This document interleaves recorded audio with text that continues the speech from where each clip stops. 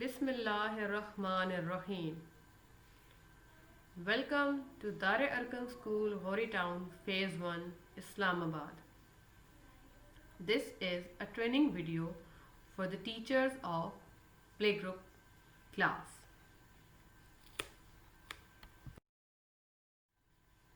इस वीडियो में हम अपनी टीचर्स को जो प्लेग्रुप की क्लासेस लेती हैं उनको गाइड करेंगे कि क्या गोल्स होते हैं जो एक प्लेग्रुप के स्टूडेंट ने अचीव करने होते हैं. So let us start our today's training video. First thing is, जो माइलस्टोन हम आज डिस्कस करने जा रहे हैं इस वीडियो में वो है इन टर्म्स ऑफ एकेडमिक्स.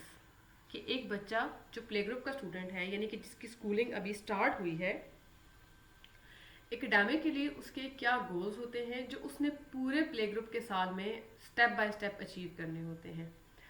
किसी भी काम को करने के लिए, दुनिया के किसी भी काम को करने के लिए, जब तक हम इस बात का डिसीजन नहीं करते, इस बात का तयन नहीं करते कि हमारा फाइनल अचीवमेंट क्या है, उसके बाद फिर हम एक प्लान सेटअप करते हैं, कुछ प्रपोजल्स तैयार करते हैं कि हम अपने उस गोल को अचीव कैसे करेंगे. तो हम उस टारगेट को अचीव नहीं कर सकते, उस गोल को अचीव नहीं कर सकते. कभी वो अधूरे रह जाते हैं, कभी वो टाइम टेकिंग ज़्यादा हो जाते हैं, कभी हम फ्रस्ट्रेटेड हो जाते हैं, फेडअप हो जाते हैं. लिहाजा एक इंसान होने की हैसियत से, और फिर स्पेशली जब आप टीचर हैं और वो भी प्ले ग्रुप के स्टूडेंट के, तो आपको पता होना चाहिए कि इन बच्चों के साथ आपके क्या गोल्स हैं. यानी कि आपको फर्स्ट डे पता होना चाहिए कि आपका लास्ट डे कैसा होना चाहिए. ये क्या गोल अचीव हो जाएंगे तो वो मेरा प्ले ग्रुप के साथ लास्ट डे होगा, ये मेरे पास इतना टाइम पीरियड है. तो it's very much important to understand for a teacher of play group. यहाँ पर हम पर्टिकुलरली प्ले ग्रुप की बात कर रहे हैं. तो एकेडमिकली वैसे तो एक प्ले ग्रुप के स्टूडेंट के बहुत सारे माइलस्टोन होते हैं. सोशली एडजस्ट होना, स्कूल इन्वायरमेंट में, मैनर्स ऑफ स्कूल, और मतलब अगर हम उनको काउंट करने लगे तो शायद हमारे पास टाइम ही कम पड़ जाए कि हम एक वीडियो में उसको समो सकें. और ट्रेनिंग से ज़्यादा एक टीचर प्रैक्टिकली जब एक प्ले ग्रुप की क्लास को लेती है तो उसको अंदाज़ा होता है कि कितने सारे छोटे छोटे माइलस्टोन्स होते हैं जो वो बच्चा अचीव कर रहा होता है. और समटाइम वो अवेयर होता है और समटाइम वो अवेयर नहीं भी होता, बट उसके टीचर को अवेयर होना चाहिए. तो उनके ऊपर हम कोई एक अलग डिस्कशन कभी बाद में रख लेंगे. लेकिन राइट नाउ हम एक वीडियो जो ये बना रही हूँ मैं, इसका मकसद ये है कि अगर कोई teacher for the very first time play group लेने लगी है तो उसको पता होना चाहिए कि दार अरकम स्कूल की प्ले ग्रुप की टीचर होने की हैसियत से क्या माइलस्टोन्स हैं एकेडमिकली जो उसने अपने बच्चे के अचीव करने हैं. यहाँ पर आप ये भी पॉइंट ध्यान में रखें कि एकेडमिक्स माइलस्टोन डिस्कस करने का मतलब ये हरगिज़ नहीं है कि बाकी माइलस्टोन्स इंपॉर्टेंट नहीं है, बाकी चीज़ें इंपॉर्टेंट नहीं है. They are even more important for the student of play group. लेकिन ऐसा होता है कि हम बहुत सारे टीचर्स हमारे उन चीज़ों को तो अचीव कर लेते हैं, वो बच्चों की सोशल एडजस्टमेंट भी बहुत अच्छी कर लेते हैं, सेटलमेंट भी कर लेते हैं, उनके लंच मैनर्स, वॉशरूम जाना, उनके बाकी हर चीज़ को वो अच्छे तरीके से हैंडल कर लेते हैं. लेकिन जहाँ वो बहुत ज़्यादा प्रॉब्लम फील करते हैं दैट इज़ अबाउट एकेडमिक्स. कि एक छोटा बच्चा लिखेगा कैसे. सबसे बड़ा क्वेश्चन जो मुझे खुद पर्सनली बहुत ज़्यादा सुनने को मिला वो ये था कि ये बच्चा इंडिपेंडेंटली कैसे लिख सकता है, ये हो ही नहीं सकता. तो उस चीज़ को आज मैं पर्टिकुलरली एड्रेस कर रही हूँ इस वीडियो में. ओके जी, लेट अस स्टार्ट. हमारा जो पहला माइलस्टोन है that is the fencer grip. Fencer grip एक बच्चे की क्या होती है, वो उसने अचीव करनी है, ये एक हमारा पॉइंट ऑफ डिस्कशन है. Recognition of letters, numbers, colours. हम बात बिल्कुल relevant to our syllabus of head office ही करेंगे.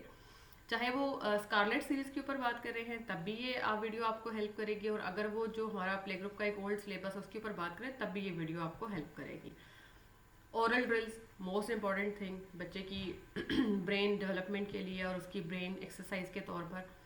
Start to write randomly. Obviously जब बच्चा स्टार्ट राइटिंग करेगा तो रैंडमली करेगा, इसको हम डिस्कस करेंगे. और नेक्स्ट जो पॉइंट है वो है हमारा start to write meaningfully. Like start to write independently, start to write meaningfully. Meaningfully से मेरा मुराद ये है कि जो बच्चा वो रैंडमली लिख रहा होता है उसको तो अक्सर हम राइटिंग में कंसिडर ही नहीं करते, तो इसलिए वो रैंडम से मीनिंगफुल से इंडिपेंडेंट की तरफ जाता है.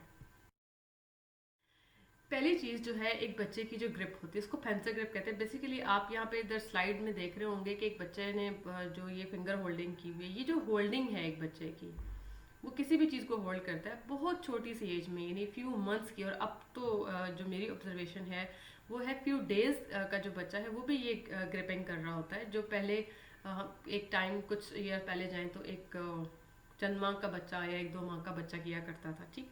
तो इसको पेंसिल ग्रिप कहते हैं कि डेवलप की जाती है। जब बच्चा रैंडमली कर रहा है, देखिए हर चीज़ वो रैंडमली करता है, कोई भी इंसान जब पहली बार कोई काम करता है वो रैंडमली करता है, और फिर आस्ते आस्ते वो प्रिसाइज हो जाता है, उसमें एक्सपर्ट हो जाता है। तो हमने बच्चे की भी इस डेवलपमेंट को कंसिडर करना है, उसकी इस ग्रिप को कंसिडर करना है। जैसे सेकंड वाली यहाँ पर जो पिक्चर है स्लाइड में, अगर आप उसको देखें तो आपको 3 तरह के हैंड होल्डिंग्स नज़र आ रहे हैं। इनमें आप देख रहे होंगे कि अगर आपने आपकी रिसेंट ऑब्जर्वेशन में कोई छोटा बच्चा होगा तो आपने इस चीज़ को ज़रूर नोट किया होगा कि बच्चे की ग्रिप कैसे होती है। शुरू में बच्चा अपनी एक फिंगर से ही चीज़ों को टच करता है। अगर आप नहीं भी आपने ऑब्जर्व किया तो आप किसी बहुत छोटे से बच्चे को, ये मैं उस बच्चे की बात करी जो लेस देन अ ईयर होगा, या चले आप वन ईयर कर लें मैक्सिमम, इससे ज़्यादा नहीं, तो वो उसकी ग्रिपिंग का स्टाइल ये होता है चीज़ों को, वो अभी ग्रिप नहीं कर सकता बट वो फिंगर्स उसको टच करता है। और मोस्ट प्रोबेबली वो शहादत की उंगली यूज़ करता है, राइट हैंड या लेफ्ट हैंड, जो भी उसका ब्रेन उस वक्त उस एडजस्टेड होता है, वो उसी हैंड को यूज़ करके चीज़ों को उस पर टच कर रहा होता है। क्योंकि वो इनिशियल पे होता है ग्रिपिंग की। फिर आपने देखा होगा बहुत सारे बच्चे इस तरह से ग्रिप करते हैं, बच्चे चीज़ों को ऐसे ग्रिप कर पाते हैं, जैसे इस बच्चे ने थंब और अपनी शहादत की उंगली के स्टार्टिंग एंडिंग वाले जो उसके जॉइंट है वहाँ से उसको करें, और उसके बाद ये बहुत प्रिसाइज ग्रिपिंग है, इस पर आते हैं बच्चे। और यही लेटर ऑन उसकी डेवलप होती होती जो है वो पेंसिल होल्डिंग, जिसको हम कहते हैं पेंसिल होल्डिंग सिखाने के लिए। तो ये जो मैं आपको बात बता रही हूँ, ये चीज़ तब है कि जब आपका बच्चा स्कूल आता है, प्ले ग्रुप का आ रहा है, तो आपने सबसे पहले उसकी इस चीज़ के ऊपर वर्कआउट करना है। तो ये मैंने आपको उसकी बेस बताई है। ये चीज़ होने के बाद फिर आपके बच्चे की एबिलिटी को टेस्ट करना है कि उसकी ग्रिपिंग है किस तरह की, वो कैसे ग्रिपिंग करता है, स्क्रिबलिंग वो कैसे करे। स्क्रिबलिंग के कॉन्सेप्ट से आप ज़रूर वाकिफ होंगे। स्क्रिबलिंग ये होता है कि बच्चा किसी भी तरीके से जब पेंसिल को होल्ड करता है, तो पेंसिल को होल्ड करने के बाद फिर वो पेंसिल से जो आड़ी तिरछी लाइनें लगाता है, जो बाज़ बच्चे बहुत डिम लगाते हैं, बाज़ इतनी डिम लगाते हैं कि विजिबल ही नहीं होती, बाज़ ऐसी लगाते हैं कि बहुत डार्क होती है, पेज फाड़ देते हैं, वो उसका अपना ग्रिप का स्टाइल होता है, तो वो उसकी स्क्रिबलिंग होती है। वो भी उसका एक बहुत उस बच्चे के लिए वो बहुत बड़ा माइलस्टोन होता है। मे बी हम बीइंग अ टीचर समटाइम उसको कंसिडर नहीं करते हैं, लेकिन ये चीज़ आपने अपने नोटिस में रखनी है कि बच्चे की स्क्रिबलिंग और उसकी any kind of pencil holding जो है वो उसका बहुत बड़ा माइलस्टोन है, और आपने उसको सेलिब्रेट करना है, उसको कंसिडर करना है, उसको अप्रिशिएट करना है। उसको ये नहीं कहना ये तुम कैसे पेंसिल पकड़ रहे हो, इस तरह तो पेंसिल नहीं पकड़ी जाती, तुम्हें पेंसिल पकड़नी भी नहीं आती। आपके लिए वो पेंसिल पकड़ना कोई मायने नहीं रखता होगा मे बी, मगर उस बच्चे के लिए वो बहुत बड़ी अचीवमेंट है कि उसने पेंसिल को किसी भी तरीके से कैसे भी करके होल्ड करके स्क्रेबलिंग की, या चले उसको होल्ड ही कर लिया। ठीक है, पेंसिल एक बच्चे के लिए क्या चीज़ होती है, इसको हम वीडियो के बिल्कुल एंड पे, तकरीबन एंड पे डिस्कस करेंगे, तो आपको आइडिया होगा। और जो पहला पॉइंट यहाँ पर हमने अपने माइंड में रखना है, that is about the gripping development of a child. और आपको बीइंग अ टीचर अपने हर बच्चे का इंडिविजुअली ऑब्जर्व करना है कि उसकी ग्रिपिंग किस लेवल पे है, बिकॉज आपकी पूरी क्लास की जो ग्रिप है वो सेम लेवल पर नहीं हो सकती। बास की बहुत अच्छी भी होगी, बास की एवरेज होगी, और बास की अकॉर्डिंगली लाइक पुअर से मुराद ये नहीं है कि वो कर नहीं सकता, अभी उसकी जो मस्कुलर डेवलपमेंट है वो इस लेवल तक नहीं आई कि वो एक परफेक्ट उस पर जाए, बट बहुत जल्द विद इन अ डेज बच्चे जो हैं उसको डेवलप कर लेते हैं, बट बाय फोर्स नहीं। आपने उसके लिए कुछ सेट पैटर्न्स को फॉलो करना जिससे बच्चा उस चीज़ पे आता है। ये देखें यहाँ पर डिफरेंट हैंड पोस्टर्स आपको जो ये यहाँ पे नज़र आ रहे हैं, इनका मकसद ये है कि आपने बच्चे को ये चीज़ें ग्रास्प करनी है। जिस तरह से देखिए सिलेंड्रिकल ग्राफ लिखा है यहाँ पे, उसको होल्ड करना है। वो कैसे होल्ड कर रहा है, पूरे उसने अपने फिंगर और थंब के जरिए होल्ड किया। ठीक है, यहाँ पर आप देखिए ये टिप के जरिए, आपको बॉल नजर आ रहा है, ये पॉइंटर भी मैंने इसके साथ किया, यहाँ पे उसने टिप के जरिए किया हुआ। ये प्रिसाइजनेस है ना जिससे वो कर रहा है। हुक स्नैप जिस तरह से चीज़ें पकड़ते हैं, हमारे लिए एक डोर नॉब को पकड़ के ओपन कर लेना is not a big deal, लेकिन बच्चे समटाइम कुछ बच्चे होते हैं जो डोर नॉब को होल्ड करके उसको पुश नहीं कर पाते, उसको मूव नहीं कर पाते। हैंडल वाला होता है, बॉल लाइक होते हैं डोर नॉब। तो ये जो छोटी छोटी चीज़ें, ये वो इनके लिए आपको किसी स्पेशल मटेरियल की ज़रूरत नहीं है। आप ऐसे बॉटल्स को होल्ड करवा सकते हो, कोई छोटा सा बॉल या कोई भी इस तरह की चीज़ उसको पिक करने के लिए कहें कि वो होल्ड करे और पिक करे। तो ये डिफरेंट चीज़ें हैं, और इनके वो लिखा हुआ है आपने कि कैसे ये सब चीज़ें जब आप उसको ग्रिप करने के लिए कहेंगे तो उसकी जो ग्रिपिंग का वो जो स्टाइल होगा वो जितना वो परफेक्ट और जितना प्रोफेशनली मुराद है कि अपने लेवल पे जितना वो उसको होल्ड करेगा, आपको आइडिया हो जाएगा कि इसकी जो ग्रिप ऑफ पेंसिल है, जो पेंसिल होल्डिंग है, उसका इनिशियल स्टेज कितना डेवलप हो चुका है और आपको उसमें कितना करने की ज़रूरत है। जो पेंसिल होल्डिंग की एक्सरसाइजेस बच्चों को करवाई जाती हैं वो हर बच्चे के लिए सेम नहीं होती। यानी कि अगर एक बच्चा पेंसिल होल्डिंग में ठीक है तो कोई ज़रूरत नहीं है कि आप उसको पैकिंग करवाएं, आप उसको बहुत एक्स्ट्रा कलरिंग करवाएं, आप उसको क्रेयॉन्स दें और सारा कुछ, क्योंकि वो स्टेजेस से गुजर चुका है। अगर आप उसको ज़रूर वो करवाएंगे तो वो उसमें इंटरेस्ट नहीं लेगा। बिल्कुल ऐसे कि अगर आपको इस वक्त कोई एबीसी लिखने के लिए दे दे 50 टाइम्स, तो आप खुश नहीं होंगे कि ये तो बड़ा आसान काम है, आप बोर हो जाएंगे, आप इरिटेट हो जाएंगे, क्योंकि वो आपके लेवल से बहुत छोटा काम हो जाता है। तो बच्चों को उनके लेवल के ऊपर आके टीच किया जाता है, ठीक है। इस तरह से आपने देखना स्फेरिकल ग्रास्प आप करें, पैल्मर, लेटरल, ये डिफरेंट चीज़ें इस तरह से आप उनको होल्ड करवाएं। ये चीज़ें अवेलेबल बहुत इजीली होती हैं क्लास में, इस तरह के आप कोई भी देख लें। डोर नॉब्स तो स्कूल में मौजूद होते हैं, डोर ग्रास लगे होते हैं, आप उनको उसको रोटेट करना, ये करना, बच्चों की एक्टिविटी हो जाएगी। और ये जो चीज़ें वो करेंगे, ये उनको इस तरह नहीं लगेगा कि वो कोई अलग से स्पेशल कर रहे हैं, ये उनको रूटीन लाइफ लगेगा, क्योंकि सारी चीज़ें वो रूटीन लाइफ में करते हैं। बॉल को होल्ड करना, होल्ड करके थ्रो करना, वापस होल्ड करना। अब बॉल होनी चाहिए बच्चे के हैंड साइज की, छोटी बॉल होनी चाहिए, फुटबॉल नहीं होना चाहिए कि आप उसको कहेंगे फुटबॉल को स्फेरिकली ग्रास्प करें या फिर सिलेंड्रिकली ग्रास्प करें, इट इज़ नॉट पॉसिबल। तो जब आप अपने बच्चे को एक्सरसाइज करवाने लगे, तो आप जस्ट दोबारा से इस वीडियो की ये वाली पिक्चर निकाल के इसको रिकॉल कर लें, अपने पास पॉइंट्स बना लें अपनी डायरी में कि आपने बच्चे के साथ क्या क्या एक्टिविटीज़ करनी है। और जब आपका बच्चा उन एक्टिविटीज़ में इंटरेस्ट लेना छोड़ देगा, तो ये भी एक साइन होता है कि बच्चा अब उस स्टेज से थोड़ा सा आगे चला गया है। बच्चों की डेवलपमेंट, उनकी लर्निंग बहुत ज़्यादा फास्ट होती है। हो सकता है वो काम, ये काम एक दिन करने के बाद अपनी इस जो चीज़ है इसको मास्टर कर लें और आप दोबारा ज़रूरत ना पड़े उनको करने की, 2 दिन 4 दिन।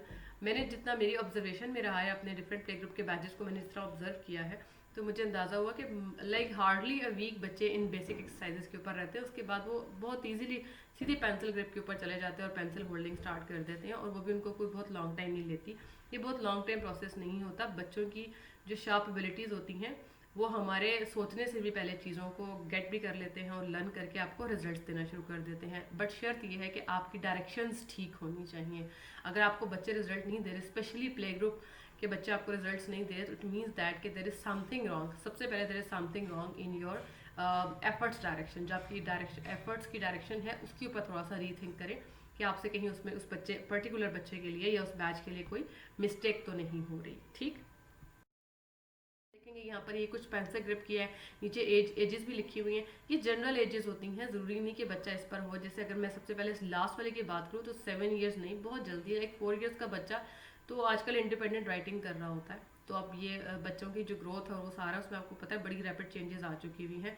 ये इमेजेस क्योंकि मैंने गूगल से सर्च किए हैं और कुछ इन्फॉर्मेशन पुरानी होती है, मेरा इस इमेज को यहाँ रखने का मकसद सिर्फ और सिर्फ आपको पेंसिल होल्डिंग दिखाना था। तो ये देखे बच्चे different stages of pencil holding. इससे भी और ज़्यादा कई मेथड्स हो सकते हैं बच्चों के, उनके अंदर बड़ी वैरायटी होती है चीज़ों की। जैसे बच्चा क्रॉल करता है तो बड़ी वैरायटीज़ के साथ क्रॉल करता है। क्रॉलिंग का एक ही मेथड नहीं है कि वो जिस तरह से अपने नीज़ को रख के ज़मीन पर और जो है वो कैट की तरह करके क्रॉल करता है, ऐसा नहीं है। बहुत सारे डिफरेंट वे से बच्चे क्रॉलिंग करते हैं, सेम लाइक उनकी वो भी है। पेंसिल भी डिफरेंट स्टेजेस से होती ग्रिप करते करते आपने उनको अपनी जो एक प्रोफेशनल ग्रिपिंग है, यानी कि जो एक right style to hold the pencil है, उस तक लेकर आना होता है। अब यहाँ पे आप ये भी देख लें कि अगर बच्चा इस लेवल पर है, इस लेवल पर है, ये ऐसे होल्ड कर रहे हैं, तो इट डजेंट मीन कि आप उसको डांट कर, डरा कर, ज़बरदस्ती या उसको ये कह करके भाई ये तुम क्या कर रहे हो, ये इस तरह से नहीं होता। नो, आपने देखना है उसकी पेंसिल को जब वो रॉन्ग होल्ड करता है आप राइट वे में होल्ड कर रहे हैं, वो बार बार अपने वापस मेथड पे जाता है, तो फिर आपको पिछली स्लाइड को देखने की ज़रूरत है कि आप बच्चे के साथ कौन सी एक्सरसाइजेस करेंगे तो आपका मसला हल। इसके अलावा एक और बहुत इंपॉर्टेंट टेक्निक है कि small size for the beginners. जो बिगिनर्स होते हैं, बिगिनर्स मीन्स आपके प्ले ग्रुप के स्टूडेंट जब स्कूल में आते हैं तो आप उनको कलरिंग करवा रहे हैं, कुछ भी कर रहे हैं, तो आपने उनको स्मॉल साइज की चीज़ें देनी है। बड़ी बड़ी पेंसिल शार्प करके पूरी पूरी उनको नहीं पकड़ा देनी, इसलिए कि वो अभी उन पेंसिल्स को होल्ड करने की सलाहियत नहीं रखते। अगर आप कलर पेंसिल्स भी यूज़ कर रहे हैं तो कलर पेंसिल जो छोटे साइज़ की आती हैं उनको यूज़ करें। क्रेयॉन्स यूज़ कर रहे हैं तो क्रेयॉन्स को एक क्रेयॉन के 2 पीसेस कर दें और उनको छोटा क्रेयॉन दें, क्योंकि उस बच्चे का हाथ छोटा है, उसका साइज़ छोटा है, उसके लिए उससे वो करना, राइट करना, वो कलरिंग करना या उसके साथ वर्क करना इजीली होगा। ये बिल्कुल ऐसे ही बहुत बिल्कुल कॉमन सी बात है, अगर आप इसको थोड़ा सा थिंक करें। छोटा बच्चा छोटे स्पून से ही खाता है, वो छोटे कप में ही पीता है। आप छोटे बच्चे को बड़े स्पून से खिलाएंगे तो वो उसके मुंह में नहीं पूरा आएगा, उसका खाना नीचे गिरेगा, वो खा नहीं पाएगा प्रॉपरली, वो थक जाएगा बड़ा बड़ा मुंह बार बार खोल कर।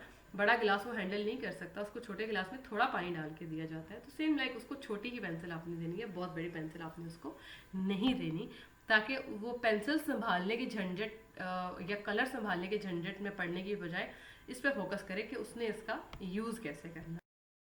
कलरिंग एक बहुत अच्छी एक्टिविटी होती है जिससे बच्चे को आप पेंसिल ग्रिप उसकी जब वो स्टार्ट करता है तो फिर उसमें जो मास्टरी आपने उसको देनी होती है, एक्सपर्ट करना होता है, तो उसमें आप यूज़ कर सकते हैं कलरिंग की एक्टिविटी। होती है। ज़रूरी नहीं है कि हमारे पास जब बहुत महंगे इक्विपमेंट्स होंगे तो ही हम अपने बच्चों को अच्छा पेंसिल होल्डर या अच्छा इंडिपेंडेंट राइटिंग वाला बना सकते हैं। आपके पास सिर्फ आपका क्लासरूम हो, जो बेसिक स्टेशनरी होती है वो हो, तो आप इन तमाम चीज़ों को कर सकते हैं। और मैंने अपनी इस वीडियो में कोई ऐसी एक्स्ट्रॉर्डनरी चीज़ नहीं शामिल की कि जो आपको अवेलेबल ना हो और आप कहें कि ये तो है नहीं, तो फिर अब हमारा बच्चा कैसे लिखेगा। नेक्स्ट आ जाते हैं पेंसिल। जब अपने बच्चे को पेंसिल देते हैं, ये मैंने आपको पेंसिल जो शो की हैं बेसिकली इन ग्रिपर्स के लिए शो की हैं। पेंसिल बच्चे के हाथ से स्लिप करती है, उसके हाथ बहुत टाइनी छोटे छोटे से होते हैं जब उसको पेंसिल देते हैं राइटिंग के लिए। जब राइटिंग पे बात आ रही है, जब आप उसको राइटिंग के लिए, पेंसिल होल्डिंग के लिए, किसी भी एक्टिविटी के लिए पेंसिल देना स्टार्ट करेंगे, तो मेक श्योर कि आपके पास ग्रिपर्स होने चाहिए। आप किसी भी स्टेशनरी शॉप पे जाएं, मतलब मीन्स के खुद नहीं, यानी आप डिमांड करते हैं अपने हेड को, जब डिमांड करेंगे तो पेंसिल ग्रिपर ज़रूर डिमांड करें। और किसी भी बच्चे को इनिशियली पेंसिल ग्रिपर के बगैर ना लिखवाएं। जब आप अपने बच्चों को पेंसिल ग्रिपर, ये डिफरेंट शेप्स में, कलर्स में अवेलेबल हैं, सारे यूजेबल हैं, सब ठीक है। मकसद उनका ये होता है कि बच्चे के हाथ से पेंसिल स्लिप ना करे। ये रबर होता है और उससे पेंसिल ग्रिप हो जाती है और बच्चे को पेंसिल संभालना और उसकी स्लिपिंग वाले प्रॉब्लम से निजात मिल जाती है और उसकी ग्रिप पेंसिल पे थोड़ी स्ट्रांग हो जाती है लिखने के लिए। जो बच्चे बहुत लाइट लिखते हैं उनका भी ये प्रॉब्लम भी ग्रिपर के यूज़ से सॉल्व हो जाता है। अब आपने देखना ये है कि आपका बच्चा फॉरएवर ग्रिपर नहीं यूज़ करेगा। बहुत कम डेज बच्चे ग्रिपर यूज़ करते हैं। इस पर भी मेरी ऑब्जर्वेशन जो बच्चों के साथ है वो यही है कि मैंने 1 वीक से ज़्यादा बच्चों को बहुत कम, पूरे अगर आपके पास 70-80 का बैजेस हैं, 4 सेक्शन हैं, उसमें कहीं 4 बच्चे भी नहीं होते जो 2-2.5 हफ्ते, 3 हफ्ते या 1 महीना यूज़ कर रहे होते हैं। उस पर भी कुछ डिफरेंट कॉजेज होते हैं। समटाइम होम कॉपरेशन नहीं होता, समटाइम्स बच्चे की एज ज़रा ज़्यादा छोटी होती है क्लास में। अदरवाइज जो बच्चे अपनी एज के साथ क्लास में आते हैं, 3.25 साल से ज़्यादा बड़े होते हैं या 3.25 साल के होते हैं, वो बहुत जल्दी इन ग्रिपर्स को कर ले यूज़ मतलब करना छोड़ देते हैं और नॉर्मल पेंसिल होल्डिंग के ऊपर आ जाते हैं। बट मेक श्योर कि आप उनको ग्रिपर्स के साथ स्टार्ट करें ताकि बच्चा पेंसिल से घबराए नहीं। आपको शायद कभी आपने ऑब्जर्व किया उस चीज़ को या आपके नोटिस में ना हो, आपका बच्चा पेंसिल से घबराता है। जब आप पेंसिल को एक बिल्कुल मामूली और बेज़रर सी चीज़ समझ के उस बच्चे को बस होल्ड करने के लिए कह देते हैं और उसको होल्ड करना होता है और वो आपके लिए होता है कि पेंसिल होल्ड नहीं हो रही तुमसे और तुमसे लिखा नहीं जा रहा, तो अब तुम तो पेंसिल भी नहीं पकड़ रहे, तो तुम लिखोगे कैसे। प्लानिंग भी कंप्लीट करनी है और एग्ज़ाम भी होने वाला है और मैम भी आएंगी और मॉनिटरिंग भी होगी एंड ऑल दैट। ये सारे फियर्स हैं ना हमारे, जिसका हम अनकॉन्शियसली रिवेंज अपने बच्चों से ले रहे होते हैं। तो अगर आप अपना, वही बात जो मैंने कहा, डायरेक्शंस को राइट वे में रखेंगे तो आपको ये सारी चीज़ें कभी ट्रबल नहीं करेंगी, बल्कि आप अपने हेड्स और अपने मॉनिटरिंग ऑफिसर्स के एक्सपेक्टेशन से ज़्यादा आगे काम कर रहे होंगे। ये तमाम बातें जो मैं आपसे कर रही हूँ ये बिल्कुल किताबी बातें नहीं है कि बस मैंने एक वीडियो बना दिया आपके लिए, नहीं। ये सब वो चीज़ें हैं जो ऑलमोस्ट मोर देन 3 ईयर्स से या आई थिंक 4 ईयर्स से प्रैक्टिकली प्रैक्टिस हो रही हैं और हमने इनके रिजल्ट्स देखे हैं। और इनके रिजल्ट्स अल्हम्दुलिल्लाह ऐसे हैं कि मेरा ये दावा है कि हेड ऑफिस की तरफ से हमें जो भी प्लानिंग आती है, प्ले ग्रुप की क्लास की मैं बात कर रही हूँ, उसके लिए हमें 1 साल नहीं चाहिए, उसके लिए हमें सिर्फ 3 मंथ्स चाहिए। 3 मंथ्स में भी मैंने 1 मंथ एहतियातन ले लिया, अदरवाइज 2 मंथ्स में बहुत ईजीली हम इस चीज़ को करवा लेते हैं। वजह यही है कि हम जो टीचर्स हैं उनकी जो डायरेक्शंस हैं वो बच्चे की डेवलपमेंट और उसमें रखते हैं। प्लानिंग को कंसिडर नहीं करते तो हम प्लानिंग से आगे निकल जाते हैं और अगर हम प्लानिंग फियर में मुब्तला रहेंगे तो हम प्लानिंग से बहुत ज़्यादा पीछे रह जाएंगे। Planning is most important thing, हम उसको इग्नोर नहीं कर सकते, इसलिए मैं उसका जिक्र बार बार करें कि आप ये ना समझें कि इस तरह तो हम प्लानिंग से बहुत पीछे रह जाएंगे। ये एक हैंड है बच्चे का। इस हैंड को जो रिक्वायरमेंट है डेवलपमेंट की वो आपने देनी है। वो पैगिंग के थ्रू है, वो डोर नॉब्स घुमाने से है, वो सैंड में प्ले करने से है, कोई भी एक्टिविटीज़ हैं। मैं इसकी डिटेल में नहीं जा रही, वीडियो बहुत लॉन्ग हो जाएगी।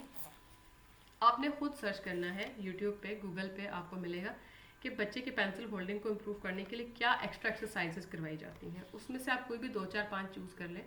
बहुत सारी होती हैं। एक जार को लेके उसके लिड में आप थोड़े से होल्स कर दें, बच्चा उससे स्पैगेटीज़ को अंदर डाले, या फिर स्पैगेटीज़ जो होती हैं उनको आप डो के साथ खड़ा कर दें, उसके अंदर बच्चा कुछ चीज़ें परोता रहे, जैसे बीडिंग होती है, स्पूनिंग है, बहुत सारी एक्टिविटीज़ हैं जिसमें बच्चा अपने हाथ का इस्तेमाल कर अपने माइंड के साथ उस चीज़ को कॉन्शियसली करे कि ये सही जगह पे जाए, गिलास होल्डिंग करे, गिलास होल्डिंग, ट्रे होल्डिंग एक जगह से दूसरी जगह पर लेकर जाए। ये सारी एक्टिविटीज़ हैं जो बच्चे की उसकी हैंड एंड आई कोऑर्डिनेशन को इम्प्रूव करती हैं और साथ साथ उसका हैंड ब्रेन के साथ वर्क करना, एक इंस्ट्रक्शन के साथ कि ब्रेन इंस्ट्रक्ट कर रहा है और हैंड वर्क कर रहा है, वो उसका थोड़ा सा शार्प होना शुरू हो जाता है। तो बीइंग अ टीचर ये आपका, मैं आपको असाइनमेंट देती हूँ कि आपने ये देखना है कि ये जो हैंड है छोटा सा बच्चे का, ये कैसे डेवलप होगा, और आपने सारा कुछ करना है। और ऐसा नहीं होता कि फुल डे आप ये एक्टिविटीज़ करते रहते हैं। अभी हम आगे बिल्कुल अपने आप को बिल्कुल प्लानिंग से रिलेट कर लेंगे। ये सब चीज़ें तो दिन में अगर आप 1 घंटा भी करते हैं तो मोर देन सफिशिएंट हो जाती हैं, और आपके बच्चे खुद ब खुद वर्कबुक्स पे और नोटबुक्स पे writing.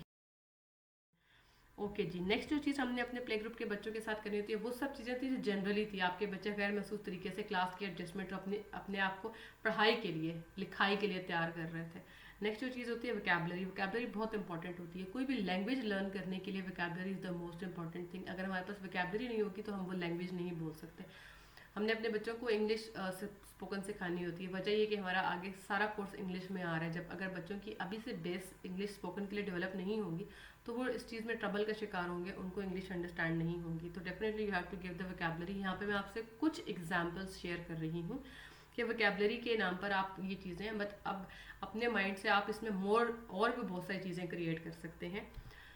Things in the classroom, जितनी चीज़ें क्लासरूम में, उनके right names, books, chairs, teachers, fellows, wall, black board, white board, chalks हो गए, डस्टर्स हो गए, colour pencils, baskets, door, chart papers, green board, soft boards, Windows, uncountable मेरे तो ख्याल से चीज़ें होती हैं। ठीक है, पेंटिंग हो गई, पोस्टर्स हैं, ये सब चीज़ें, कबर्ड्स और नोटबुक्स एंड ऑल दैट। तो ये वोकैबलरी आपने अपने बच्चे को देनी है। आप ये मत समझिए कि वो खुद ही सीख जाएगा, नो, आपने उसको देनी है ताकि वो सीखे जो आप उसको सिखाना चाह रहे हैं। ठीक। और नेक्स्ट आप जो, ये तो हमारे कोर्स में भी आता है, सराउंडिंग्स के बारे में आप उसको ऑब्जर्व, ये एक ऑब्जर्वर बनाने का तरीका है बच्चे को। आप उसको ऑब्जर्व करने के लिए कहें कि डे टाइम में और नाइट टाइम में आपको क्या डिफरेंस लगता है, क्या चीज़ें डे टाइम में होती हैं, क्या चीज़ें नाइट टाइम भी होती हैं। वेदर के बारे में डेली अपने बच्चों से बात करें। आप जब उनको वेदर के बारे में बात करेंगे तो वेदर बहुत होता है, डिफरेंट होता है, लाइक सनी होता है, रेनी होता है, क्लाउडी होता है, बाज़ जगहों पर स्नोई भी होता है, डिफरेंट। तो वो ये भी उनकी वोकैबलरी डेवलप करेगा। फिर जब वो वेदर को देखेंगे वो थिंक करेंगे okay weather is like this, तो ये अच्छा आज ये वेदर है, आज ये वेदर है, इतने दिनों से वेदर ऐसा सारा है। तो ये चीज़ें आप जब उनको बताएंगे, जैसे आपका सर्कल टाइम होता है, वो सबसे बेस्ट टाइम होता है अपने बच्चों को जो वोकैबलरी देना चाहते हैं दे दें। इसके अलावा एग्जाम्पल है किचन वोकैबलरी। स्कूल में भी किचन अवेलेबल होते हैं, आप होम असाइनमेंट भी दे सकते हैं कि बच्चे 5 मतलब करके 5 वर्ड्स। ये ग्रेजुअली होता है, अपने बच्चों को लेकर स्कूल के टूर पे निकलें, गार्डन में चले जाएं, गार्डन नहीं भी है छोटा सा ग्राउंड तो होगा, कुछ प्लांट्स तो होंगे आपके, उनके बारे में आप बच्चों को वोकैबलरी दे सकते हैं। ये जब आप उनको ये चीज़ें बेमानी नहीं होती, इनका बहुत मकसद होता है कि जब आप इस तरह का कोई भी बच्चे के साथ स्टेप लेते हैं तो ये उसके अंदर डेवलप करता है कि वो ऑब्जर्वेशन अपनी क्रिएट करे, वो ऑब्जर्वर बने। और जब आप एक बार उसको ऑब्जर्वर बना देते हैं, आपने उसको सिर्फ चंद चीज़ों को लेकर ऑब्जर्वर बनाया, जैसे यहाँ मैंने चंद चीज़ों की example the, but later on उसकी ऑब्जर्वेशन हर चीज़ के साथ होगी, वो हर चीज़ को ऑब्जर्व करेगा। और एक अच्छा ऑब्जर्वर ही अच्छा थिंकर होता है। और वही जो जो लोग चीज़ों को ऑब्जर्व करते हैं वही सेंसिटिव होते हैं, और सेंसिटिव लोग ही दुनिया में बड़े बड़े काम करते हैं। इनसेंसिटिव लोग कभी भी दुनिया में बड़े बड़े काम नहीं करते। ठीक है। नेम्स ऑफ फ्रूट्स आप अपने बच्चे को बता सकते हैं, उसकी सराउंडिंग की ऑब्जर्वेशन है, नेचर की ऑब्जर्वेशन है। नेम्स ऑफ वेजिटेबल्स बता सकते हैं। ग्रीटिंग्स इन इस्लामिक पर्सपेक्टिव, जैसे अस्सलाम वालेकुम वरहमतुल्लाहि वबरकातुहू, जज़ाकल्लाह खैर, बारकल्लाह। इसके अलावा और जो छोटी छोटी दुआएं हैं जो आपके सिलेबस में भी शामिल होती हैं, ये सब भी उनकी वोकैबलरी है, वो उनकी अरबिक वोकैबलरी बनेगी। उनको पता होना चाहिए बीइंग अ मुस्लिम हमें अपनी जो दुआएं हैं, जो ग्रीटिंग्स हैं, जिस तरह की चीज़ें हैं, उनको हमें अरबिक में ही करना है। और उनका अरबिक के साथ उनको इंग्लिश और उर्दू ट्रांसलेशन भी बताएं ताकि वो उसको रिलेट भी कर सके। तो गिविंग वोकैबलरी प्लान्ड वे में आपको पता होना चाहिए कि आपने इन इतने टाइम पीरियड में 1 मंथ में या 2 मंथ में इतनी वोकैबलरी बच्चे को देनी है। और इसके लिए आप अपना सर्कल टाइम यूज़ कर सकते हैं, क्योंकि सर्कल टाइम में हम डिफरेंट एक्टिविटीज़ करते हैं बच्चों के साथ, ऑरल्स भी करते हैं। तो उन्हीं ऑरल्स के साथ आप अपने बच्चों को ये वोकैबलरी भी दे सकते हैं। अपना एक प्रॉपर सिलेबस टारगेट कर लें कि आपने इसमें बच्चे को क्या क्या चीज़ें। Colours recognition is the most important thing. बिल्कुल इनिशियली आपने बच्चे को कलर रिकॉग्निशन करवानी है। यहाँ पर मैं आपसे सिर्फ एक पॉइंट शेयर करूँगी, क्योंकि you know very well being a teacher of play group कि कलर रिकॉग्निशन होती है, कैसे करवाई जाती है। बट आप बच्चे को कभी भी एक एक चीज़ के साथ दो कॉन्सेप्ट नहीं दें। जैसे आप उसको एप्पल दिखाकर ये नहीं कहेंगे red apple, because for a child red is something new. ठीक है, and apple is also something new, तो he can not understand it well. जब रेड दिखा रहे हैं तो बस रेड कलर का चार्ट पेपर दिखाए, उसको बोले दिस इज रेड, और फिर रेड कलर की डिफरेंट चीज़ें दिखाए, but don't tell them red strawberry, red apple और रेड शूज और वट एवर जो भी है। No, red is only red. Same like आप उसको different basic colours, pink colour, orange colour, यहाँ पर बहुत अच्छी एक्टिविटीज़, इसमें भी आपको यूट्यूब पे बहुत सारी वीडियोस मिलेंगी जो बच्चे कलर मिक्सिंग करके डिफरेंट कलर्स क्रिएट करते हैं। इससे भी उनकी जो ब्रेन है वो बड़ा अच्छा डेवलप होता है, उनके अंदर क्रिएटिविटी आती है, ऑब्जर्वेशन आती है। तो आप ये एक्टिविटी ज़रूर करवाएं अपने बच्चों को। यहाँ पर डिफरेंट कलर्स हैं, ये कलर्स प्लेट्स की फॉर्म में है, इसमें आपको कुछ अलग मटेरियल लेने की ज़रूरत नहीं है। सिंपल चार्ट पेपर के कार्ड पीसेस कट कर लें, और स्टार्ट में जब बच्चों को सिखाया जाता है तो ये किया जाता है, उनको जंबल अप करके 3-4 कलर्स दे दिए जाते हैं। तो उनको कहा जाता है कि सेम कलर्स को साथ साथ रख लें, वो रेड के साथ रेड को रखते हैं, ब्लू के साथ ब्लू को रखते हैं, ब्लैक के साथ ब्लैक को रख लेते हैं। डिफरेंट कलर, अब रेड और पिंक बहुत क्लोज है, बच्चे कंफ्यूज करेंगे प्ले ग्रुप के, तो आप बिल्कुल डिफरेंट, जो एक दूसरे से बिल्कुल टोटली डिफरेंट कलर्स हो उनको यूज़ करें। देन लेटर आप उन कलर्स के नेम बताएं। फिर जब आप एप्पल पढ़ा दें और बच्चे को रेड का पता, बेशक आप उसको बता दें कि एप्पल का कलर रेड होता है, बट जब आप फर्स्ट टाइम कोई कॉन्सेप्ट देते हैं किसी भी चीज़ का, तो वन कॉन्सेप्ट की स्ट्रैटेजी होती है। एक चीज़ से 2 कॉन्सेप्ट आप उस बच्चे को नहीं सिखा सकते, क्योंकि आपके लिए colour recognition is not a big deal, ये तो कोई बात ही नहीं है, लेकिन बच्चे के लिए वो पूरी एक लर्निंग है। जैसे उसने एक पूरा एक चीज़ सीखनी है और फिर अपने माइंड में बिठानी है और फिर वो सारी ज़िंदगी उसके साथ रहनी है, ठीक है। इसलिए कि कॉन्क्रीट लर्निंग के लिए ज़रूरी है कि आप उसको एक चीज़ दिखाएं और एक ही चीज़ दिखाएं और एक ही बात बताएं। मैट दिखाएं और कहें कि येलो और मैट, नो, येलो बताना है तो सिर्फ येलो बताएं कि कलर येलो है। लेटर ऑन अगर आप उसको मैट भी बता देते हैं तो नो प्रॉब्लम, वो खुद ही आपको बता देगा okay this mat is of yellow colour. Discuss करेंगे लेटर रिकॉग्निशन इंग्लिश के। सैंड कार्ड्स यूज़ करें। सैंड कार्ड्स बिल्कुल भी कोई रेयर चीज़ नहीं है। आपको जो भी आपके एरिया की स्टेशनरी का जो मतलब बड़ी मार्केट होती है, अब तो हम स्टेशनरी शॉप से भी सैंड कार्ड्स मिलते हैं, वो ऑर्डर पे भी आपको बना देते हैं। ऑनलाइन भी अवेलेबल है, उनकी क्वालिटी भी बिल्कुल ठीक है, आप ऑनलाइन भी ले सकते हैं। अल्फ़ाबेट्स के सैंड कार्ड्स आप ज़रूर लें। लेटर की रिकॉग्निशन के लिए ये बहुत इंपॉर्टेंट है कि जैसे आपको इस पिक्चर में नज़र आ रहा है कि एक सैंड कार्ड को बच्चे ने अपने लेफ्ट हैंड से होल्ड किया हुआ है इस तरह से करके, ताकि वो मूव ना करे, और राइट हैंड की 2 फिंगर से वो इसको यहाँ से ऐसे एस बना रहा है, और साथ उसकी साउंड, बिकॉज स्मॉल लेटर्स में हम साउंड लेते हैं, तो जब वो उसको रिकग्नाइज करेगा वो उसके ऊपर पूरा उसके पैटर्न पे, जिस पैटर्न पे आप बच्चे को लिखवाना चाहते हैं कि ये ऐसा लिखा जाता है, एंड देन उसकी साउंड,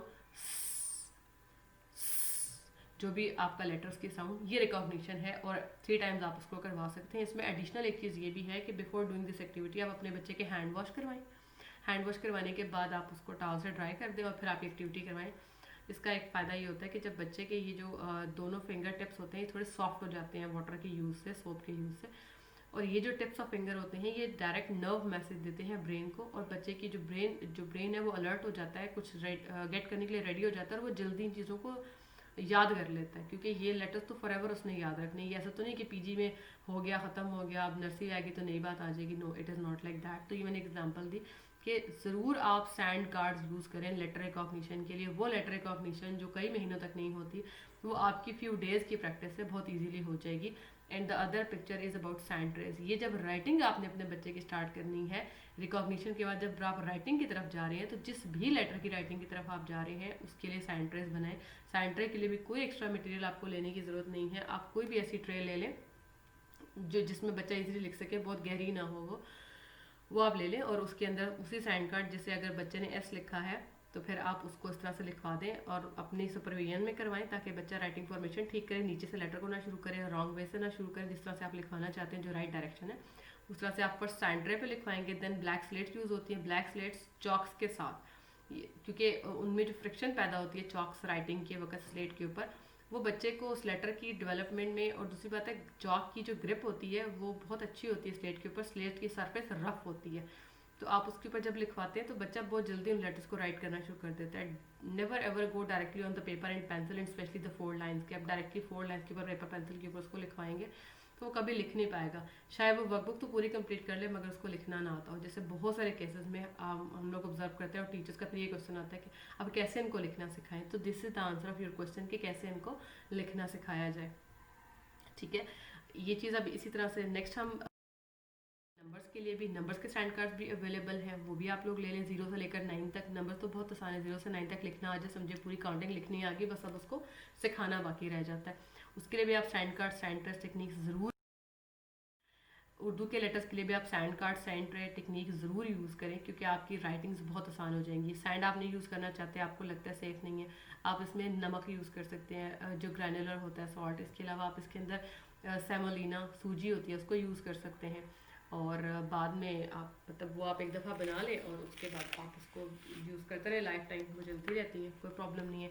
ये बहुत आसान टेक्निक है, अपने पेरेंट्स को आप घरों में कह सकते हैं कि आप अपने बच्चों को इस टेक्निक के थ्रू, जब आप कोई भी लेटर है आप पेरेंट्स की एक वर्कशॉप कर लें छोटी सी, उनको साइन ट्रे का यूज़ बता दें कि साइन ट्रे ऐसी होती है, पीटीए पे उनको गाइड कर दें, कोई वीडियोज़ उनसे व्हाट्सएप ग्रुप्स के ऊपर शेयर कर दें, पर्सनल नंबर्स होते हैं टीचर्स के पास, उस पर शेयर कर दें, उनको बोले कि जो मैंने लेटर आपके बच्चे को जो खे मैंने और जी आज क्लास में सिखाई, इधर आपने साइन ट्रे में प्रैक्टिस करवाना है, तो आपकी और ज़्यादा हेल्प हो जाएगी, बच्चे भी इंजॉय करेंगे, पेरेंट्स को भी एक डिफरेंट चीज़ पता चलेगी, and they will feel like you people are professional people and you know how to make their children learn, read, write and recognise. ठीक है, नेक्स्ट हम बात करते हैं ओरल ड्रिलिंग की। ओरल ड्रिलिंग बहुत इंपॉर्टेंट है, इसको किसी भी डे मिस ना किया करें और फ्रेश टाइम में किया करें। Assembly time is the best time कि आप बच्चे की ओरल ड्रिलिंग करवाएं, कुछ ना कुछ ज़रूर करवाया करें, उस टाइम बच्चे बड़े अलर्ट होते हैं।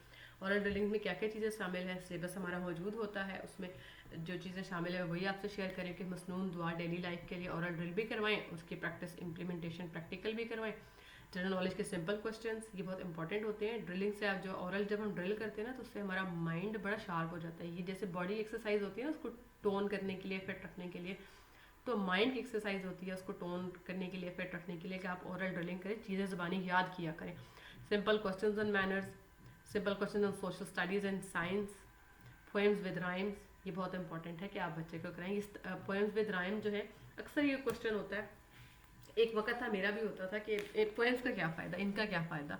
आपको पता है ये बच्चे के स्टैटिक सेंस को डेवलप करती है। हर बच्चे ने बड़े होकर डॉक्टर ही नहीं बनना होता, हर किसी को इंजीनियर या पायलट नहीं बनना होता, बच्चे बहुत सारी फील्ड्स में जाते हैं, लाइक बड़े होकर हम बहुत सारी फील्ड्स को अडॉप्ट करते हैं। तो अगर किसी बच्चे के अंदर एस्थेटिक सेंस है और वो बड़ा होकर शायद कोई पेंटर या किसी भी इस तरह की फील्ड में जाना चाहता है, तो आप उसको ये बेस अभी प्रोवाइड करेंगे, आप उसके माइंड के उस एरिया को शार्पन करेंगे, उसको वो इन्वायरमेंट को चीज़ करेंगे, और फिर जब उसका टाइम आएगा वो अपनी जगह पर उसका जब वो एक स्टेज पे पहुंचेगा, तो आपने उसमें अपना रोल प्ले किया होगा, तो उसको हेल्प आउट करेगा कल को अपनी जो उसकी एक जो एप्टीट्यूड है उसका जो बनने के लिए उसमें। अगर आप बच्चों को ढेर सारे सब्जेक्ट्स हम क्यों पढ़ाते हैं, वरना हम उनको एक ही सब्जेक्ट पढ़ा दें, हमें नहीं पता कल को किसने एमए इंग्लिश करना है, किसका एक्सपर्ट मैथमेटिक्स में, कौन आईटी का एक्सपर्ट बनेगा। हम उनको बेसिक्स देते हैं तमाम नॉलेजेस की, उसके बाद वो अपनी फील्ड को खुद चूज़ करते हैं। और जो एक छोटा बच्चा होता है उसके लिए सारी बेसिक्स लेना और ये सारा कुछ करना कोई ज़्यादा मुश्किल काम नहीं होता, वो बहुत ईजिली इन सारी चीज़ों की बेसिक्स ले लेता है। एक बड़ा बंदा जितना कुछ लर्न कर सकता है या याद रख सकता है, उसकी बच्चा उसकी निस्बत मेनी 100 टाइम्स ज़्यादा चीज़ों को याद भी रख सकता है, लर्न भी कर सकता है और उसके साथ डील भी कर लेता है। पेंसिल इज़ अ टूल, मैंने आपको बताया था कि पेंसिल के बारे में हम बात करेंगे। ये देखें एक फर्स्ट इमेज में मैंने यहाँ पर हैमर इसलिए यहाँ पर एक पिक्चर लगाया कि जैसे एक बच्चे को हम हैमर नहीं देते कि आपको उसको यूज़ नहीं करना आता, ऐसे एक बच्चे को बगैर पेंसिल ग्रिपिंग सिखाए आप पेंसिल नहीं दे सकते, उसके लिए वो एक पूरा टूल है। मैंने पहले भी जैसे मेंशन किया था, आपके लिए वो एक पेंसिल है, जो एक बच्चा अगर नहीं पकड़ रहा तो बड़ी अजीब बात आपको लगेगी कि क्यों नहीं पकड़ सकते आप पेंसिल, तो उसके लिए वो टूल है, उसको टूल की तरह ही ले, उसको पकड़ना, उसको हैंडल करना, उससे राइट करना सिखाएं। ठीक है, ये तो साइड डिस्कशन हमने। अब हम बात करेंगे कि हम अपने बच्चे में राइटिंग इनिशिएट कैसे कर सकते हैं। ये very next day of class नहीं हो जाएगा, जब आप बच्चे को सारे प्रोसेस से, ये मैंने आपको बताया, जितना मैंने आपको सारा प्रोसेस बताया, ये वीक 2 वीक से ज़्यादा का नहीं है, बहुत हद है तो आपको 2 वीक लगेंगे। उसके बाद अपने बच्चे की राइटिंग इनिशिएट करेंगे। राइटिंग इनिशिएट करने के लिए जो एक टेक्निक है जो हमारे स्कूल में फॉलो भी हो रही है, वो यही है कि हम अपने बच्चे को लिखना सिखाते हैं। लिखना सिखाने से मुराद ये है कि हम उसको ए लिखना नहीं सिखाते, वन लिखना नहीं सिखाते, अलिफ बे नहीं सिखाते, पहले हम उसको लिखना सिखाते हैं।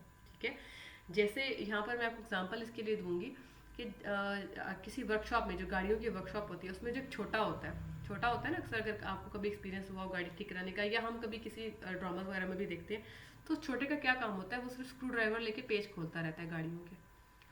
लेटर ऑन वो छोटा नहीं रहता, लेटर ऑन वो बड़ा हो जाता है और वो गाड़ियाँ ठीक करना शुरू होता है, लेकिन सबसे पहले वो पेज खोलता है, सबसे बेसिक काम करता है। कोई भी मैकेनिक अगर सीनियर मैकेनिक है वो काम करे तो उसको छोटे आके पेज खोल दो, छोटे आके पेज खोल दो, ये उसकी ये नहीं, वो बिगिनर है वो अभी वहाँ पर, और ये उसका इनिशिएट है। एकदम से उसको गाड़ी नहीं पकड़ाई जा सकती, तो बच्चा भी है, आप उसको एकदम से नहीं कह सकते कि वो आपकी वर्कबुक के ऊपर या आपकी नोटबुक के ऊपर एज पर प्लानिंग जैसे लिखा हुआ है, ये जैसे आप चाहते हैं, क्योंकि बच्चा अब इतना बड़ा हो गया तो उसको लिखना चाहिए, ये जो भी आपका है उसके साथ कंसर्न, ऐसा नहीं होता। तो आपने उसको इनिशिएट कैसे करना है राइटिंग के लिए, सबसे पहले आप उसको, क्योंकि जो कलर स्कीम हमारी जो एक बुक हम यूज़ करते हैं इस पर्पज़ के लिए, उस बुक में यूज़ हुई है, मैं उसी कलर स्कीम को करूँगी। अगर आप कोई और कलर स्कीम की शीट्स बनाना चाहते हैं, अप टू यू। बच्चे को कलर रिकॉग्निशन करवाएं आप, रेड कलर और वो सेम कलर, आप उसको मत बताइए रेड कलर है, बताना चाहते हैं बता दें, दोनों चीज़ें चलेंगी, ग्रीन कलर। देन वो अपने कलर पेंसिल बॉक्स में से इन दोनों के साथ कलर मैच करके इनको कलरिंग करेगा, ताकि उसकी एक कलर रिकॉग्निशन हो जाए। ठीक है, ये देखिए नेक्स्ट स्लाइड में मैं आपको दिखा रही हूँ। कि हम बच्चे को थ्री लाइंस में जब कहते हैं ना ए लिखने के लिए, उस वक्त आपको पता है बच्चे ने प्लानिंग के मुताबिक भी मैथ्स में 3 नहीं पढ़ा हुआ होता, उसको नहीं पता होता कि 3 क्या है, बट वी यूज टू से कि बेटा ऊपर वाली 3 लाइनों में, ऊपर वाली 3 लाइनों में, अगर उसकी निस्बत हम अपने बच्चे को ये कह दें कि बेटा इस ब्लैक कलर की लाइन से आपने ग्रीन कलर की लाइन तक, ये जो ब्लैक लाइन आपको पता है, फिर ये रेड लाइन है, फिर ये ग्रीन लाइन है, आपने ब्लैक से ग्रीन लाइन तक एक स्ट्रेट लाइन ड्रॉ करनी है, ठीक है, ये आप उसको ड्रॉ करवाएं। इस बुक के कुछ पेजेस हैं जिसमें इसमें थोड़ी सी ब्रॉड लाइंस है, क्योंकि अभी बच्चा है वो बहुत छोटी जगह पे प्रिसाइजली नहीं लिख सकता, तो आप उसको ये फ्री हैंड देंगे, डॉट्स लगा के देंगे और वो स्ट्रेट लाइंस ड्रॉ करेगा। यहाँ भी प्रैक्टिस के लिए आप रफ पेजेस के छोटे छोटे टुकड़े कर दें जिसमें बच्चे स्ट्रेट लाइंस ड्रॉ करें, randomly open ended straight line वो ड्रॉ कर रहे हैं, आपने उनको नहीं करना, ज़रा उनकी लाइन स्ट्रेट नहीं होंगी। स्ट्रेट लाइन वही बात है कि बच्चे के लिए तो अब वो लिखना सीख रहा है, तो उसके लिए तो वो बहुत बड़ी चीज़ है। तो बात बच्चे बहुत जल्दी कर लेंगे, बात देर लगाएंगे, बात थोड़ी ज़्यादा देर लगा देंगे। यहाँ पे ब्लैक स्लेट्स बहुत इंपॉर्टेंट है। अगर आप चाहते हैं कि आपका बच्चा बहुत जल्दी इंडिपेंडेंट लिखना शुरू कर दे, तो उसको ABC की तरफ एकदम से फोर्स ना करें, बल्कि उसको पेंसिल के साथ फेमिलियर करें। ये प्रैक्टिसेस उसको पेंसिल के साथ फेमिलियर करती हैं, उसका पेंसिल के साथ फियर हट जाता है, और अगर उसको लगता है कि मैं नहीं लिख पाता, तो ये उसके अंदर से बात निकल जाती है। देखिए उसको नहीं पता कि उसने अगर वो A लिखेगा तो ही उसका माइलस्टोन अचीव होगा, वो B लिखेगा, वो 1-2 लिखेगा तभी होगा, उसकी नोटबुक के 5-6 पेजेस एक महीने मुकम्मल होंगे तभी होगा, नहीं, ये आपको पता है। तो आप अपनी चीज़ उससे अपना कंसर्न ये वाला उससे कुछ टाइम के लिए दूर कर लें, वो आपको आपकी एक्सपेक्टेशन से बहुत ज़्यादा आगे जाकर करके दिखाएगा सारा कुछ, ठीक है। तो ये स्ट्रेट लाइन आप उसको ड्रॉ कराएं, और फिर ये प्रैक्टिस के लिए कुछ पेजेस बुक में हैं, आप उसकी नोटबुक प्रैक्टिस भी स्ट्रेट लाइन की करवा सकते हैं। और डू टेल हिम कि ये वो क्या कर रहा है, he is drawing the straight line from the black line to the green. ये जो हम बात करें ये कैपिटल ABC की राइटिंग के लिए कर रहे हैं, बिकॉज स्मॉल ABC जो है वो हमें हेल्प करती है रीडिंग्स में। उस अगर आप आपके बच्चे प्ले ग्रुप पे स्मॉल ABC लर्न कर रहे हैं, तो इट मीन्स दैट कि वो रीडिंग की तरफ जा रहे हैं, ठीक है। स्मॉल ABC राइटिंग में हेल्प नहीं करती। कैपिटल अगर आप उसको इंडिपेंडेंट राइटिंग की तरफ लेके जाना चाहते हैं, तो आपको उसको कैपिटल अल्फ़ाबेट्स लिखवाने पड़ेंगे, बिकॉज वो राइटिंग में ईजी होते हैं एज कम्पेयर। 3-4 टेक्निक्स हैं जिनसे आप पूरी अपनी स्मॉल कैपिटल अल्फ़ाबेट्स को लिख सकते हैं, ठीक है। यहाँ पे स्लांट लाइन है, स्लांट लेफ्ट लाइन है, इसी तरह से स्लांट राइट लाइन के बाद जब आपका बच्चा उसको लगे कि स्ट्रेट लाइन तो कोई बात ही नहीं है, नॉट अ बिग डील, मैं तो बड़े आराम से ड्रॉ कर सकता हूँ, वो बल्कि नोटबुक पे भी ड्रॉ कर रहे हैं और बिल्कुल 3 लाइन में भी ड्रॉ कर रहे हैं, आप जो आपकी डिमांड है, आप उसको स्लांट लाइन की तरफ ले आए। स्ट्रेट लाइन की निस्बत स्लांट लाइन वो बहुत जल्दी ड्रॉ कर लेंगे, बिकॉज उन्होंने अपना पहला milestone of using of pencil end of writing achieve कर लिया है। ऑल्दो उन्होंने मीनिंगफुल कुछ नहीं लिखा, जैसे बिल्कुल स्टार्टिंग में मैंने गोल्स में आपको बताया था कि मीनिंगफुल और रैंडम में क्या फ़र्क है, तो काइंड ऑफ रैंडम ही है, वो रैंडम लाइन्स ड्रॉ कर रहे हैं। शायद आपके लिए उनकी कोई अचीवमेंट ना हो, लेकिन अगर आप इसको रिलेट करें तो स्ट्रेट लाइन से बनने वाले जितने लेटर्स हैं आपके बच्चे ने एक्चुअली वो लिख लिए हैं जब उसने स्ट्रेट लाइन ड्रॉ कर दी है। लेटर ऑन जब आप उनको उस लेटर की formation with the help of sand cards and trying trace करवाएंगे, तो चूंकि वो स्ट्रेट लाइन में मास्टरी हासिल कर चुके हैं, उनको स्ट्रेट लाइन बनाने में प्रॉब्लम नहीं है, तो उनको वो तमाम लेटर जिसमें EFIH T ये और स्लांट को मिलाएं तो WMN, ये सारे लेटर्स आ जाते हैं। हाफ ABC हमारी स्ट्रेट और स्लांट लाइन पे कवर हो जाती है, ठीक होता है। जब आपके बच्चे स्ट्रेट और स्लांट लाइन ड्रॉ कर लेते हैं, फिर उनकी पेंसिल के साथ कॉन्फिडेंस बहुत आगे चला जाता है, यानी उनका वो पेंसिल फियर और पेंसिल होल्डिंग और पेंसिल से डरना, दबा के ना लिखना, हल्का हल्का लिखना, पेज का फाड़ देना, वो सब बहुत हद तक खत्म हो जाता है।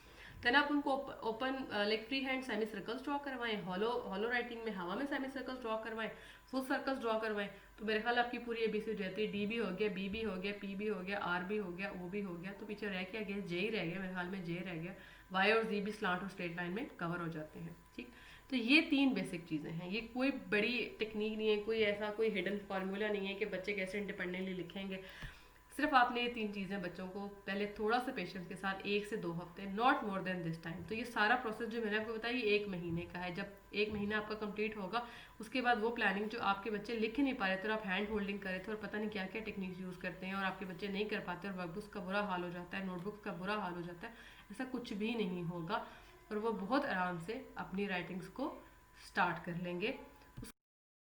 एग्जाम्पल के तौर पे देखिए, राइटिंग रैंडमली, जब आपके बच्चे रैंडमली किसी पेपर पे लिख रहे होंगे, उनका शेप बना लेना बहुत बड़ी बात है। चीमचे है को कोई बच्चा पहली दफ़ा सही जगह से शुरू करके सही जगह नहीं ख़त्म कर सकता, कई महीनों तक नहीं करेगा।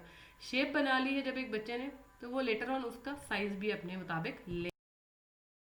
साइज़ के लिए आप ये कर सकते हैं कि आप उस बच्चे को इजाज़त दें कि वो स्लेट्स पर लिखे, स्लेट्स पे फिर आप उसके स्लेट को हाफ डिवाइड कर दें, ऊपर लिखे उससे नीचे ना जाने दें, फिर 4 पार्ट्स में डिवाइड कर दें। देन आप उसको नोटबुक के ऊपर ले आएँ, आप देखिए वो बहुत आराम से एग्जैक्ट साइज पे लिखेगा। जब बच्चा फर्स्ट टाइम फॉर्मेशन बना रहा है, उसकी फॉर्मेशन को कभी भी ख़राब ना होने दें, उस वक्त ख़राब फॉर्मेशन को एक्सेप्ट ना करें, स्लेट्स पर उसकी फॉर्मेशन को ज़रूर ठीक करवाएं।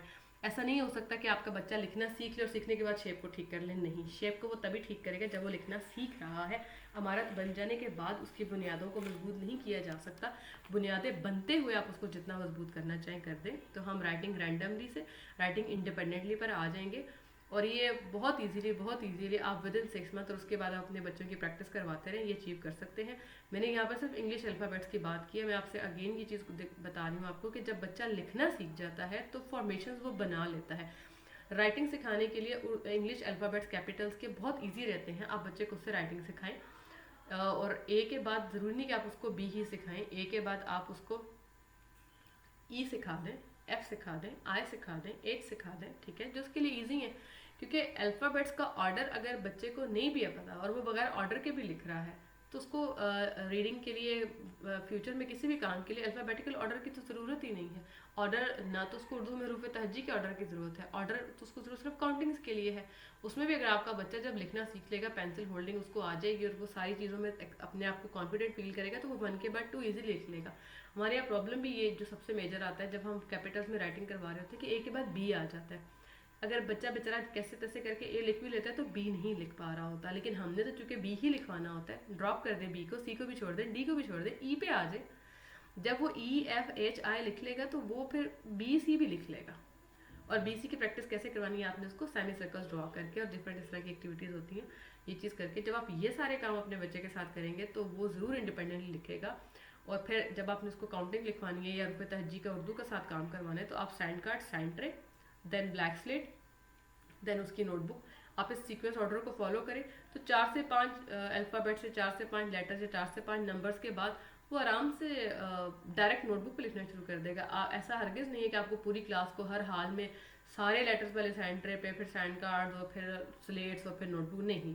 फर्स्ट फ्यू लेटर्स जब उस बच्चे को थोड़ा सा कॉन्फिडेंस चाहिए कि yes I can write, writing करना कोई इतना भी मुश्किल काम नहीं है, मैं लिख सकता हूँ, मैं लिख लूँगा, तब आपने उसको ये सारी चीज़ें प्रैक्टिस करनी है। और ये हमारी लास्ट स्लाइड थी आज की इस वीडियो के लिए कि वो अल्टीमेटली राइटिंग इंडिपेंडेंटली पर आ जाए। So much, wishing you all the best. I hope ये वीडियो आपको ज़रूर हेल्प करेगी कि एक प्ले ग्रुप के बच्चे के लिए क्या माइलस्टोन्स होते हैं एकेडमिकली और आप उनको कैसे अचीव कर सकते हैं। स्टे ब्लेस्ड, जज़ाकल्लाह खैर, फी अमानिल्लाह।